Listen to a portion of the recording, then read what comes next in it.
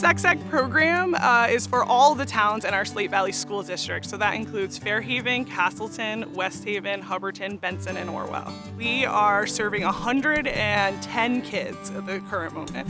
And those kids range in age from pre-K to 12th grade. These are students who are in need of extra food for weekends and after school hours. The minute that COVID-19 pandemic hit, we knew that we had to keep the program going, so we very quickly set up a plan of bi-weekly snack sack boxes that were actually put together, assembled in one of our local gyms, and distributed directly to kids' homes right on their porches on a bi-weekly basis.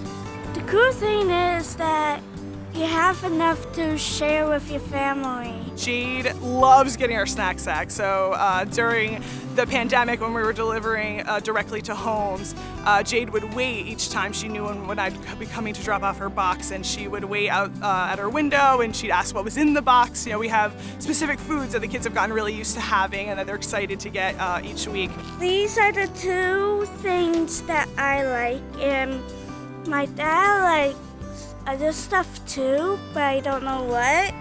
So I like these two. I think by our numbers, it just shows that the need is incredibly high. So we started out the program, I think, with the goal of having about 75 to 100 students, and at our highest, we've gotten to almost 125 students identified. What the food is doing is not only feeding our families, but the food is also opening our families up to receive services and to know that we're here for them. Our Meals on Wheels program here in Rutland County, we cover almost the entire county, are serving about 1,500 meals a day here at Meals on Wheels. Two of the biggest problems in Vermont are isolation and malnutrition of seniors.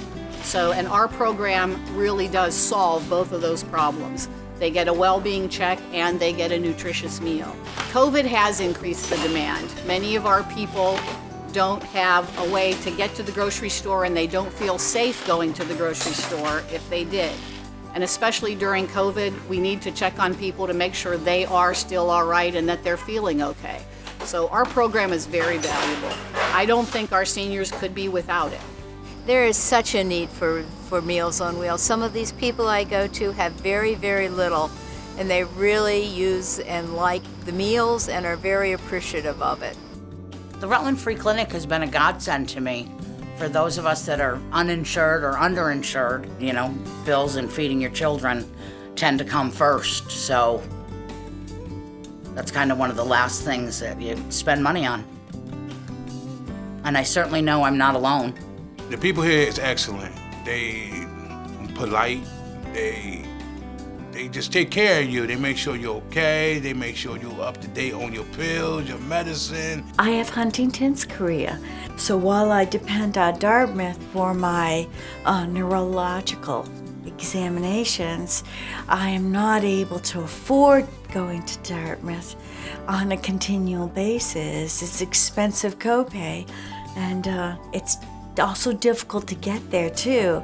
With the free clinic, they can do everything for me, you know, from my sinuses down to my teeth, down to my aching toes. If I needed anything, they're there for me. So back in April, when the COVID hit, it hit our community hard. Penny from Meals on Wheels contacted her husband, who is the animal control officer for the Rutland City Police Department.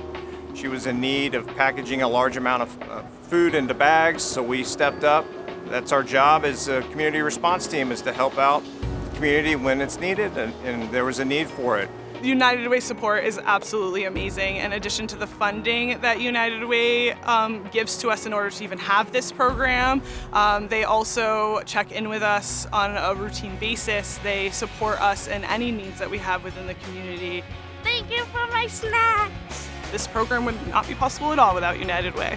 The United Way of Rutland County as a whole provides supports to the community and advocates for the community in ways that go far beyond the grants that they serve. So when COVID hit and we knew that there was going to be a huge need for people to get fed, not just from our food shelves, but a place that they could go to get a warm meal and some support, we reached out to the Open Door Mission, who has actually never applied to the United Way and has never been a partner of ours. They called us and said, what can we do? And have done, I mean, so many things. Like I said, the gloves, the masks, the food, the money.